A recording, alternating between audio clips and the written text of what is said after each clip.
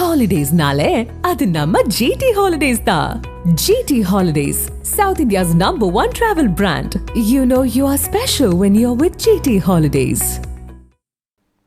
நெல் கொள்முதல் நிலையங்களில் ஒரு மூட்டைக்கு 40 ரூபாய் கமிஷன் கேட்கிறார்கள் என்று பாஜக மாநில தலைவர் நயினார் நாகேந்திரன் குற்றம் சாட்டியுள்ளார். கோவை அவினாசி சாலையில் உள்ள பாஜக மாவட்ட அலுவலகத்தில் செய்தியாளர்களுக்கு பேட்டியளித்த அவர், டெல்டா மாவட்டம் குறித்த எந்த அக்கறையும் கொள்ளாதவர்தான் முதலமைச்சர் ஸ்டாலின் என்று விமர்சித்தார்.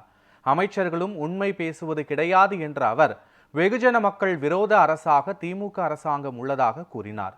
நெல் கொள்முதல் நிலையங்களில் ஒரு மூட்டைக்கு 40 ரூபாய் கமிஷன் கேட்கிறார்கள் எனவும் நயினார் நாகேந்திரன் குற்றம் சாட்டியுள்ளார். டெல்டா மாவட்டத்தில் சொந்தக்காரன் அப்படின்னு நம்ம முதலமைச்சர் ரொம்ப பெருமையாக எப்பொழுதுமே சொல்லிட்டு இருப்பாங்க. ஆனால் அந்த டெல்டா மாவட்டத்தை பற்றி அவங்க அக்கறைப்படுறதே இல்லை. பெயருக்கு மட்டும் உரிமை மட்டும் கொண்டாடுறாங்க. கிட்டத்தட்ட 12 லட்சம் ஹெக்டேர் இன்றைக்கி எல்லாமே நீரில் மூழ்கி போயிருக்கு. அதுக்கு என்ன சொல்கிறாங்கன்னா, கொள்முதல் பண்ணது ஏற்கனவே நிறைய கொள்முதல் பண்ணது கொள்முதல் நிலையங்களில் வைக்க முடியாத ஒரு சூழ்நிலை இருக்குது. அதுலேயும் என்னென்னா உடனடியாக கொள்முதல் பண்ணணும். ஏன்னா இப்போ குறுவை சாகுபடி 22% ஈர பதம் இருக்குது.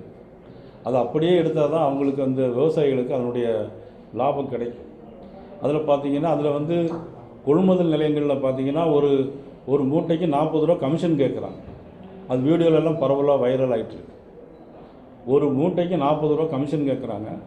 அதையும் ஒழுங்காக அவங்க பாதுகாக்கிறதுக்கு வைக்க முடியல தமிழக அரசாங்கத்தால். இப்பொழுது ஏற்கனவே இப்போ நம்ம மதிப்புக்குரிய இபிஎஸ் அவர்கள் பார்வையிட்ட போது அந்த வீடியோவில் நானும் பார்த்தேன்.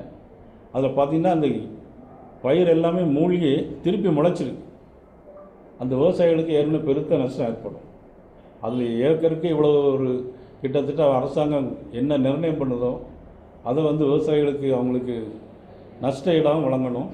இந்த 22% ஈரப்பதத்தோடு அந்த நெல் கொள்முதலையும் அவங்க ஏற்பாடு செய்யணும்.